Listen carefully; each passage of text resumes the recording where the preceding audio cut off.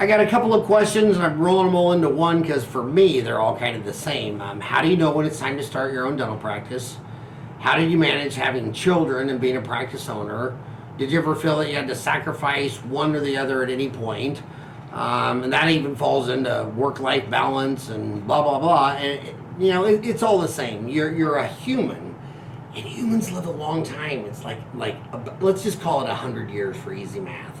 My gosh, there's only like 10 major species that live to be 100 years. Like you get a turtle.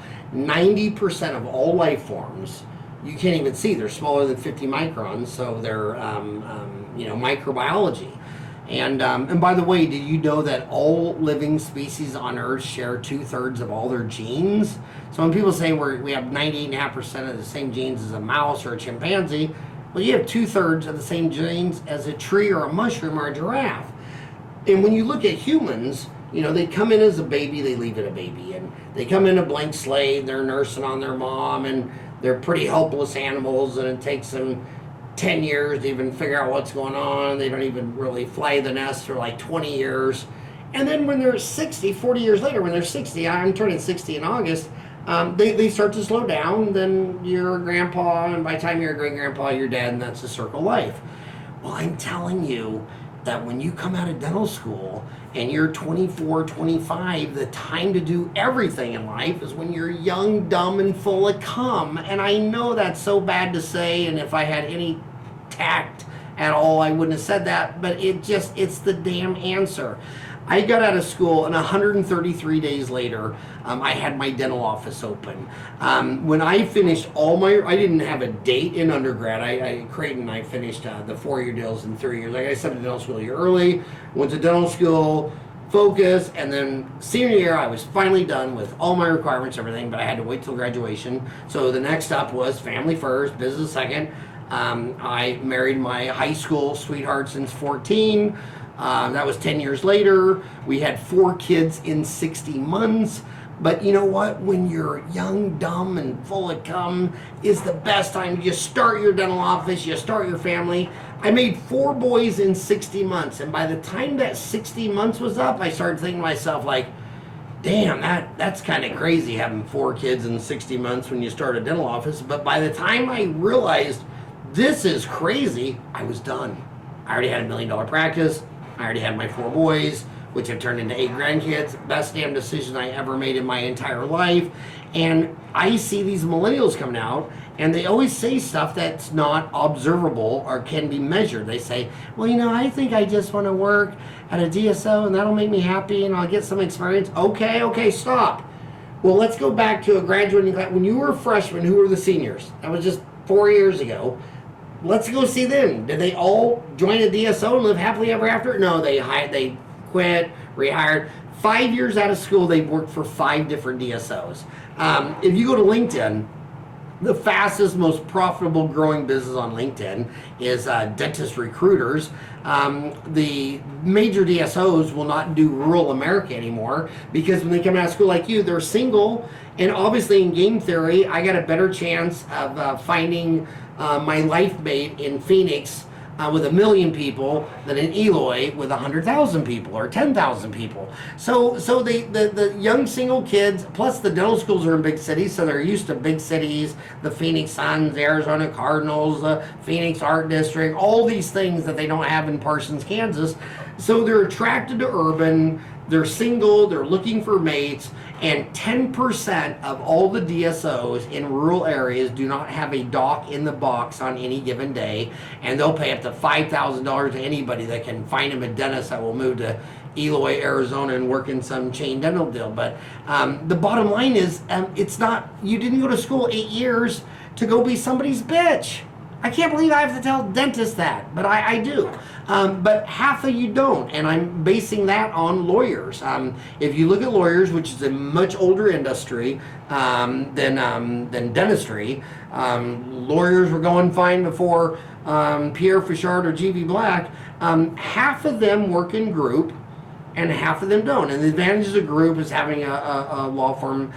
In dentistry, That type of concept is I've only seen in Asia. Like in Asia, all the major cities have a dental hospital where the first floor is oral surgery, endo, perio. They have all the 12 specialties on 12 floors. There's a dental hospital, and if someone wrecks on their motorcycle and breaks their jaw, they take them right to the dental hospital. But the bottom line is, if you were all happy at the DSO, and I do know some friends that are really happy at the DSOs after 10 or 15 years, they all have the same profile, single parent with a kid. It's usually a mom with a kid, and she goes, I'm a single parent with a kid, and I'm just going to delete all the practice ownership responsibilities. They're the happiest. My gosh, they're the happiest. But the majority of them, they all quit jobs. They just the turnover is off the charts. So you're scared. Well, that's when you take big risks. That's when you join the Navy. What idiot would walk out of high school and say, "Hey, you want to be a dentist, a physician, a lawyer, an accountant?" No, I want to be a Green Beret, man. I want to get an AK-47 and go kill some people and throw grenades. All right. And then you see all the overweighted problems they have when they're coming back. I mean, the selection that they started with. I mean, I decided I'd be a dentist. I look at all the people in a dental school. That's a big conversation. Anybody else in your family in dental school, med school, law school? The boy that went into the military, usually it was a dad or a grandpa saying, you've messed up in a lot of ways and you need some discipline. I'm going to ship you off to the Navy, Army, Air Force, Marines, things like that. But only a young kid would be brave enough to go get an M16 and go get into a paintball fight with real bullets. Same thing with starting a practice, man. You look at the failure rate. Not even 1% of dental offices go bankrupt. You look at Bank of America, who has a huge dental division in financing, and they say it's not even 1%. It's like 0.75%, and they all go bankrupt for the same reason. The dentist has their license taken away. And their license taken away for the same thing. It's always sex or drugs. I mean, if you've never been arrested while having sex and you've never don't have a problem with drugs, you're not going to go bankrupt. Now, if you do have a problem with drugs or whatever, just go get help. Go into the Betty Ford Center. When I got out of school, if they caught you doing drugs, you were thrown away. Now they have you pee in a cup and you go to rehab, and it's treated much more in a medical healthcare model as opposed to a judgmental prison model. But dude, do it before you think about it, because if you get out of school at 25 and you get a job, you know what my buddies that owns these DSOs, you know what Rick Workman's going to do?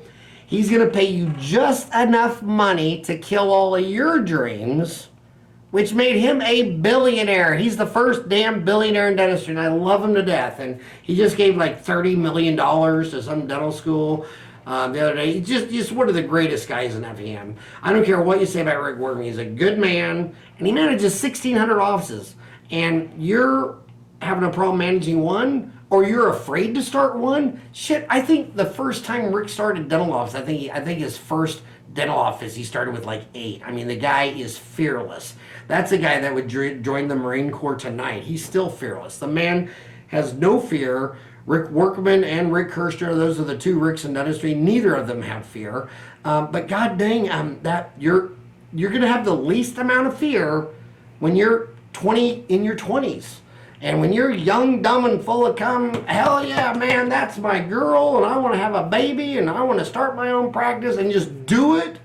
And you're so energetic, and yeah, I mean, I remember, oh my God, I remember Eric getting up one time in the middle of the night, and he wanted Cheerios, and it's like 3:30 in the morning, so I took him in the kitchen, got him the Cheerios, and he decides he's eating like one at a time while I'm just sitting here staring at him.